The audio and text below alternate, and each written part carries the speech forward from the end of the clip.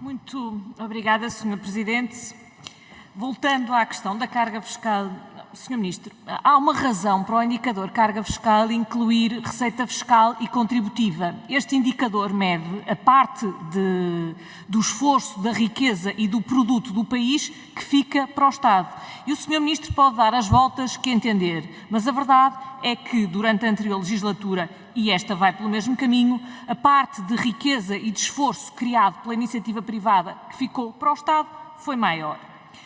Em segundo lugar, Sr. Ministro, eu gostava de lhe dizer o seguinte, porque o Sr. Ministro disse algumas coisas que eu até me dispenso de comentar, que quando eu era governante, que gostava de ver o desemprego a subir. Sr. Ministro, é evidente que nenhum governante gosta de ver o desemprego a subir. Eu tenho, aliás, dúvidas de que algum português goste de ver o desemprego a subir. Isso, como é evidente, é um argumento tão absurdo que dispensa qualquer contra-argumento. Agora, há uma coisa que eu gostava de lhe dizer. Sim, infelizmente, quando eu fui governante, em 2011, o desemprego estava a subir.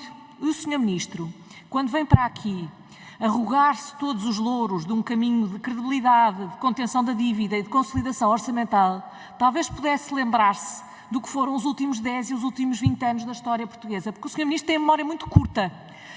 Quer para si os créditos de muitas coisas que não foi o Sr. Ministro que conseguiu, porque sim, tem toda a razão. Quando eu fui governante, o desemprego estava a subir.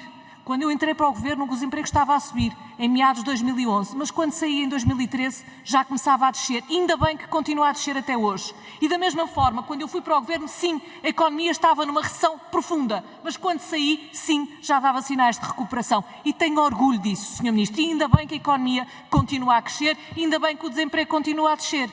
Ainda bem, ainda bem. Ainda bem, e não me passaria pela cabeça acusar nenhum governante de querer o contrário, como acho que os governantes que vieram antes, e que o senhor encontrará vários ainda hoje no Conselho de Ministros sentados ao seu lado, também acho que eles não tinham vontade de ver a economia em recessão e não tinham vontade de ver o desemprego a crescer. Mas a verdade é que as suas ações levaram a isso. E ficar-lhe bem, Sr. Ministro, quando dá estas grandes aulas sobre consolidação orçamental e a importância de contas públicas certas, ficar-lhe bem fazer isso também em reuniões com o grupo parlamentar do PS, porque tem lá com certeza muitas pessoas que talvez tenham dúvidas sobre essa matéria. Não é aqui que tem que vir dar essas lições. Aliás, devo dizer-lhe que estes resultados de que lhe falei e que passaram por uma retoma e que passaram pela diminuição do desemprego não foram conseguidos à custa de mais despesa pública, ao contrário do que se diz, nem foram conseguidos à custa de criação de organismos do Estado. Muito pelo contrário, quando eu fui governante, extingui organismos do Estado, diminui despesa e ainda assim o setor que eu tutelava estava a começar a dar sinais de recuperação quando eu de lá saí. E ainda bem, ainda bem. Agora, também lhe digo, para conter despesa convém fazer escolhas, não é só fazer cativações, porque é muito fácil a vários senhores ministros dizerem assim, a culpa não é nossa, é do Ministro das Finanças, e o senhor Ministro das Finanças diz, eu não tenho nada a ver com isso, os meus resultados são muito bons.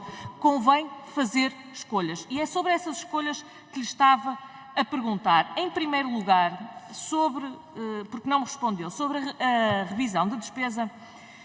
Eu gostava de saber em que é que vai, o que é que quer dizer exatamente a revisão de preços e com participações na saúde dos medicamentos. Está aqui 35 milhões de euros, no ano passado estavam 5. Depois, medidas transversais na área do medicamento, 25 milhões de euros, no ano passado estavam 10. Combate à fraude, mantém 10 milhões de euros, no ano passado também estavam 10. Educação, eu gostava de perceber o que é isto, porque já no ano passado vimos aqui muitos números de inscritos e acabamos por não perceber ao longo do ano se eles foram executados, se não foram, se isto são repetições, se são acréscimos.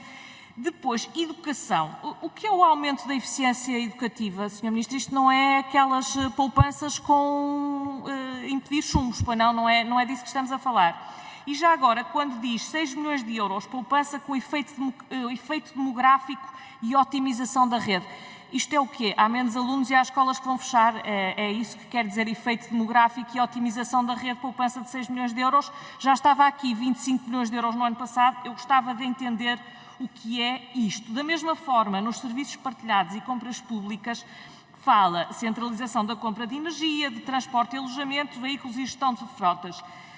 Eu gostava de entender o que é que está aqui a acontecer, porque a verdade é que já havia muitas poupanças previstas no ano passado para isto. Eu gostava de saber se se verificaram ou não e se isto é um programa que continua exatamente em que é que se verifica. E, por último, terminava com a pergunta que eu creio não ter visto respondida e que me parece a mais relevante, que tem a ver com carga fiscal, mas tem a ver com um imposto muito concreto, que é o imposto sobre produtos petrolíferos. Senhor Ministro, se ao longo do ano acontecer aquilo que não esperamos, mas que pode acontecer, que é o preço do petróleo continuar a aumentar, fazendo assim com que o gasóleo aumente muito substancialmente, se o Senhor Ministro vai rever o imposto sobre os produtos petrolíferos, de maneira a que este verdadeiro esbulho para os contribuintes não seja absorvido pelo Estado. Obrigada. Sra. Deputada Cília Meireles, se ouviu bem o que eu disse, eu atribuí os créditos de tudo o que se passou em Portugal nos últimos anos aos portugueses. Sempre passou-lhe esta fase. Até se imprimir o artigo até está a bold, que é para não se passar nunca esta mensagem ao lado. O único mérito do Governo, Sra. Deputada, e temos tido esta conversa muitas vezes ao longo de muitos debates, é ter permitido que isso acontecesse. E já agora devo-lhe dizer, só relembrá-la para também não ter memória curta, coisa em que a Sra. Deputada não acreditava mesmo nada que acontecesse. Nadinha mesmo. Zero. É como diz o treinador, bola. A Sra. Deputada até achava que isto iria ser uma rotunda bola. Felizmente não foi. E o jogo foi outro. E isso, eu sei que agora percebi, é o que deixa a Sra. Deputada contente. Ainda bem. Porque também nos deixa a nós contentes. E é esta a política que eu referi no início da minha intervenção que ia ter continuidade. Era uma política em que a Sra. Deputada não acreditava, mas que deu bons resultados. Eu também não lhe vou pedir para agora acreditar, mas honestamente, e foi muito honesta na sua última intervenção, a verdade é que deu resultado. E a Sra. Deputada falou 3 minutos com base num equívoco, e eu quero corrigi-lo. Eu não quis dizer que a Sra. Deputada tinha ficado contente com aquilo que aconteceu na anterior legislatura. Eu disse-lhe que a única maneira das contribuições sociais em percentagem do PIB se reduzirem é quando, não mudando nós a taxa de contribuição, é quando as contribuições, é quando o valor do emprego e dos salários crescem menos do que o PIB. Em particular quando caem, que é o que acontece quando adotamos medidas que não colocam o país no caminho certo, mesmo quando, e honestamente, como deverá entender, percebemos que o país enfrentou grandes dificuldades quando a Sra. Deputada foi membro do Governo. As medidas que ali estão na despesa e na revisão da despesa são medidas que estão justificadas e que resultarão de uma avaliação que vai ser pública e, aliás, patrocinada pela Comissão Europeia e pela OCDE, nos seus comitês de revisão das medidas das políticas estruturais sobre a política do medicamento. O Estado gasta um montante crescente e muito crescente em medicamentos.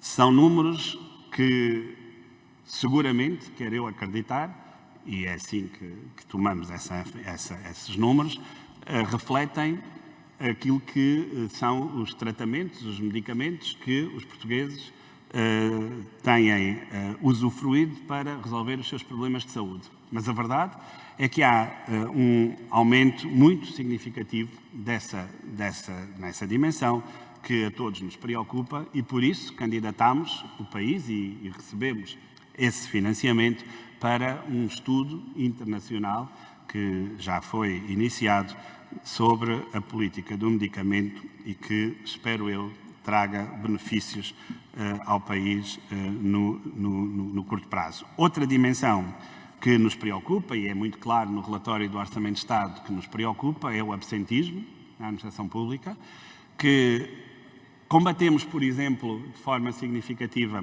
com a questão do ajustamento dos horários de trabalho e, como sabe, nunca me ouvirá ficar curto nas referências à responsabilidade. Penso que todos devemos estar capazes e disponíveis para responder por todas estas medidas que, a bem da administração pública, que é também a bem do país, ainda que alguns não vejam assim a administração pública, nós implementamos ano após ano. Muito obrigado.